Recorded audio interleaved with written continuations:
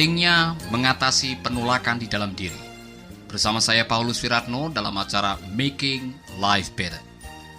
Saudara pendengar,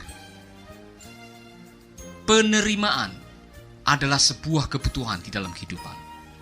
Setiap manusia yang lahir di dunia ini membutuhkan penerimaan dari orang-orang yang ada di sekitarnya.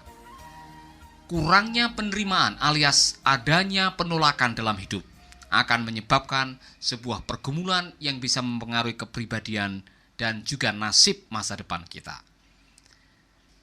Di studio sudah hadir tamu istimewa kita, yaitu Saudari Dwi yang pernah mengalami kepahitan akibat penolakan demi penolakan di dalam kehidupannya. Dwi, selamat datang di studio. Ya, terima kasih. Ceritakan sedikit pengalaman kamu, bagaimana kamu diperlakukan pada waktu kamu masih kecil dan penolakan-penolakan seperti apa yang kamu pernah alami dalam hidup kamu. Saya sejak kecil memang merasa tertolak dari orang tua saya. Ngapa saya bilang seperti itu? Dari cerita nenek saya, selama bapak saya, ibu saya mengandung itu karena hamil di luar nikah, gitu. Hamil di luar nikah dan itu mau digugurkan. Sampai akhirnya nenek pun melarang untuk menggugurkan dan sampai saya lahir, bapak saya tidak menerima saya sebagai anak. Sebagai anak artinya saya ini bukan anak saya gitu. Dan ibu saya merasa depresi juga sampai bapak saya mencari wanita lain.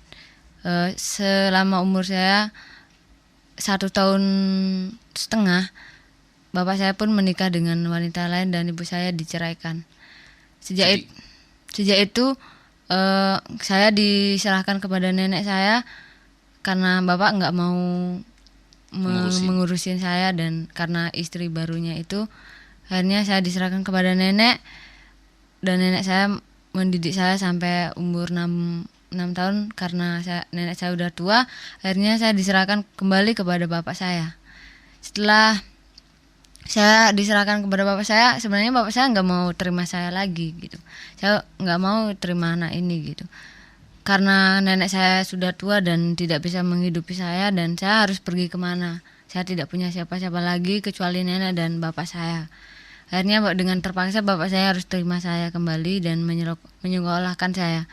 Di sana saya tidak pernah mendapatkan perlakuan yang baik dari bapak ataupun ibu tiri saya. Saya sangat dibedakan dengan saudara-saudara yang lain dari segi materi, dari segi kasih sayang, dan dari segalanya. Saya merasa kalau saya sangat berbeda dari mereka, dan saya merasakan sangat depresi berat gitu. Sampai-sampai saya sering, kenapa saya mesti hidup di sini gitu. Mungkin ya, jadi kamu tahu menurut sejarah memang waktu kamu dikandung, bayi yang di dalam kandungan adalah hasil sebuah kecelakaan istilahnya, iya kan? Kamu dalam kandungan tapi ibumu belum menikah. Kemudian waktu akhirnya bapak kamu menikahi ibumu, iya 1,5 tahun setelah itu ibu kamu diceraikan dan kamu tinggal sama nenek.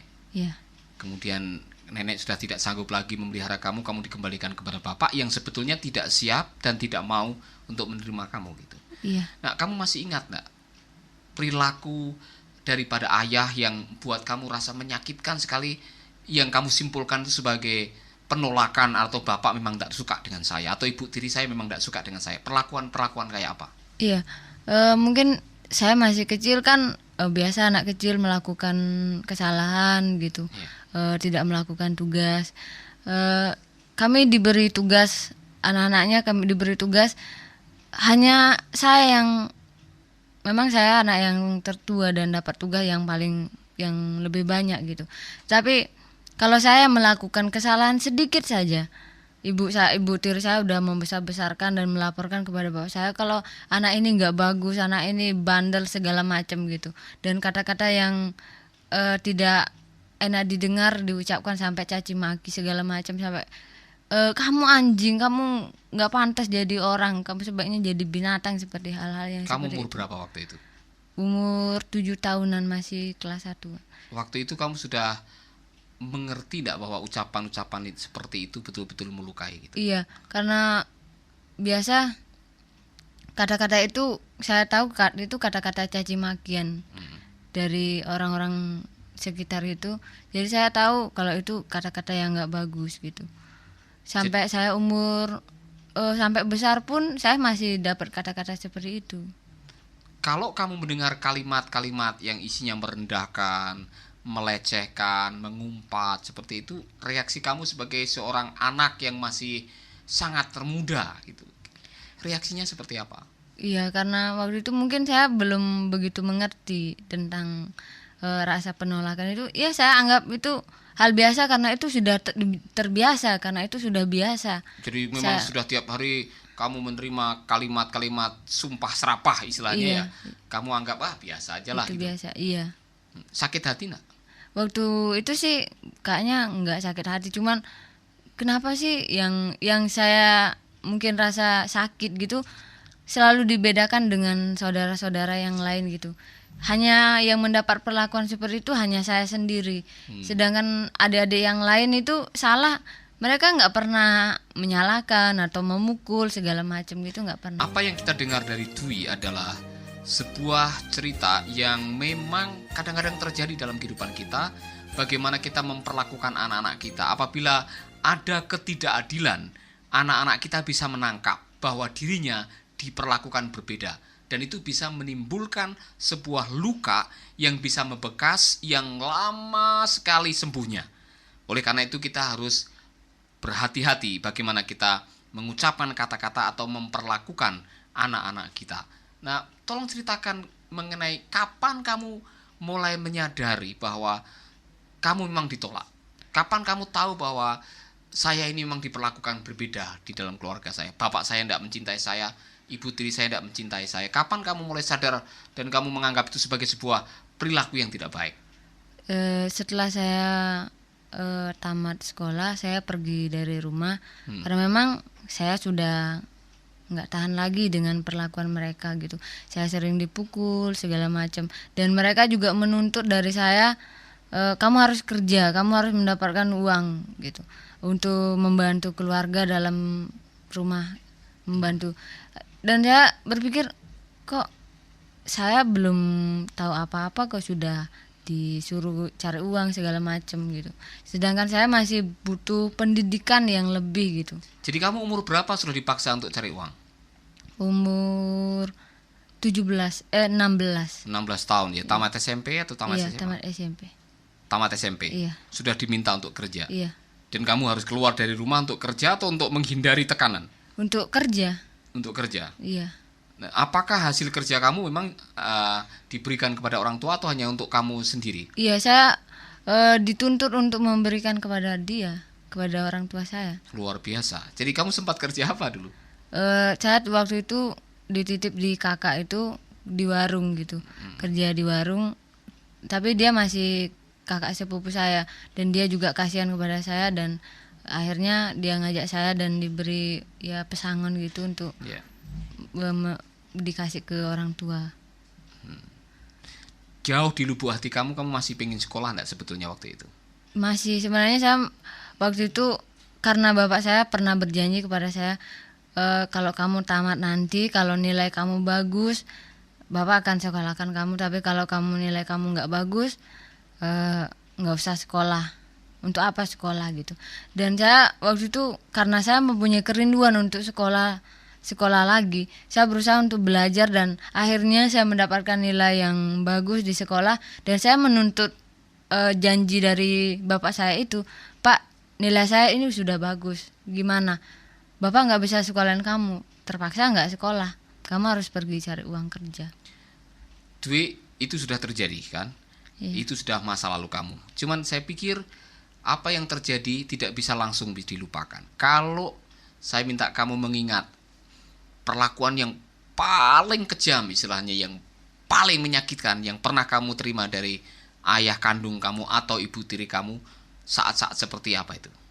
Eh, saya waktu itu paling menyakitkan bukan dari perlakuan saya dipukul atau apa. Waktu itu sebenarnya masalahnya cuma sedikit aja, masalah nggak melakukan tugas. Saya hampir dibunuh sama bapak saya gara-gara ibu tiri saya itu melaporkan hal-hal yang dibesar-besarkan. Akhirnya bapak saya marah dengan saya dan saya dilempar dengan pisau, hampir kena. Itu waktu itu untung saja saya bisa lari. Kalau nggak lari mungkin nggak tahu lah terjadi sesuatu.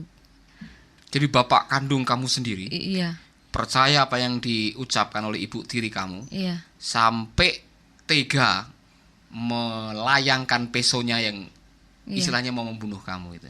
iya. Waktu kamu tahu bahwa itu dilakukan oleh ayah kandung kamu sendiri, kamu gimana? Nangis, menyesal, sedih, marah? Mungkin saya waktu itu kalau saya bisa balas dendam, mungkin saya akan balas dendam. Saya bisa, Tuhan kenapa sih nggak mati aja orang tua? Untuk apa saya punya orang tua seperti ini? Jadi kamu menyesal dalam hati kamu? Iya, menyesal. Kamu menyesal kalau saya punya orang tua kok malah kejam seperti ini, berlaku Iya, tega seperti ini terhadap anaknya sendiri. Lebih baik tidak usah ada orang tua seperti itu. Mungkin sempat ada di benak kamu. iya, iya. Sebenarnya saya menyumpah mereka untuk cepat-cepat mati gitulah. Istilahnya kamu sudah sumpah serapah juga ya? Iya. Apakah selesai itu ayah kamu menyadari bahwa apa yang dia lakukan salah? Sampai sekarang kayaknya belum menyadari kesalahannya. Belum menyadari. Apakah kamu sempat bicara secara pribadi bahwa kamu sangat terluka dengan perilaku ayah kamu seperti itu yang berniat untuk membunuh kamu? Saya sempat ngomong waktu itu kalau saya merasa benar-benar kecewa dengan mereka gitu. Saya merasa ditolak dengan mereka. Saya pernah bertanya, kenapa sih Bapak selalu melakukan hal-hal yang menyakitkan saya di dalam hidup saya ini? Sebenarnya salah saya itu apa gitu. Saya pernah menanyakan hal itu. Ya mereka jawab itu, kan saya orang tua kamu, itu adalah hak saya untuk melakukan apa terhadap kamu. Jadi tidak ada penyesalan, tidak ada minta maaf. Tidak ada. Jadi menganggap bahwa yang dia lakukan itu adalah haknya dia sebagai orang tua gitu. Waktu kamu dengar kalimat dari ayah kamu bahwa itu adalah haknya untuk memperlakukan apa saja terhadap anaknya, respon kamu gimana?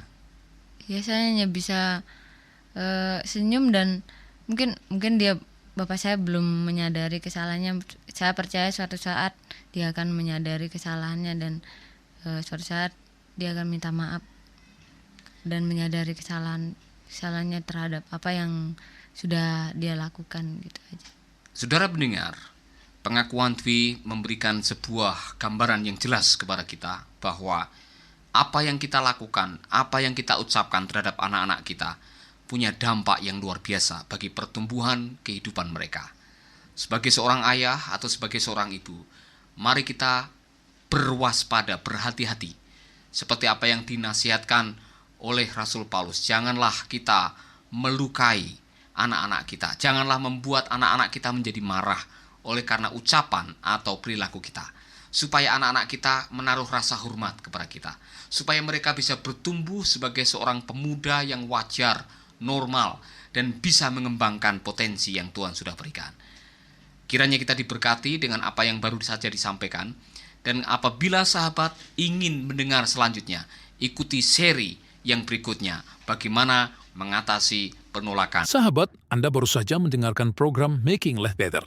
Hubungi kami di 0811 3901 144 atau 0811 3901 140. Mari dukung pelayanan Making Life Better melalui rekening BCA 66 900 30525. Sekali lagi, 66 900 30525. Atas nama Paulus Wiratno. Terima kasih, Tuhan Yesus memberkati. Making life better, bikin hidup lebih baik.